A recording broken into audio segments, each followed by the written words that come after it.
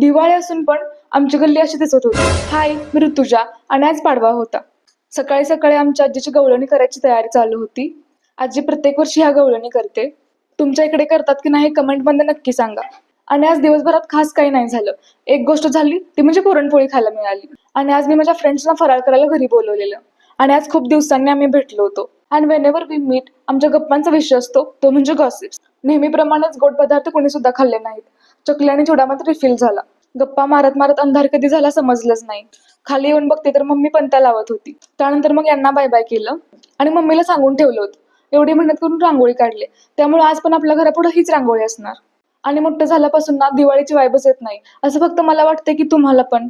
लहानपणी मी आणि माझा भाऊ फटाक्यांसाठी भांडायचो. लवकर उठायचं, आवरायचं आणि गल्लीमध्ये सगळ्यात पहिला फटाका कोण फोडणार याची सगळ्यांना उत्सुकता असायची. आणि मोठं झाल्यापासून फटाक्यांकडे बघत पण नाही. पप्पांनी हे पाऊस आणून दिले होते, सो ठेवून काय करणार म्हणून ते उडवले. लहानपणी सगळे एकत्र असले की खूप मज्जा यायची. खूप खेळायचं, फटाके उडवायचे. लहानपणी दिवाळी म्हटलं की खूप भारी वाटायचं. पण मोठं झाल्यापासून दिवाळी फक्त नावालाच राहिली.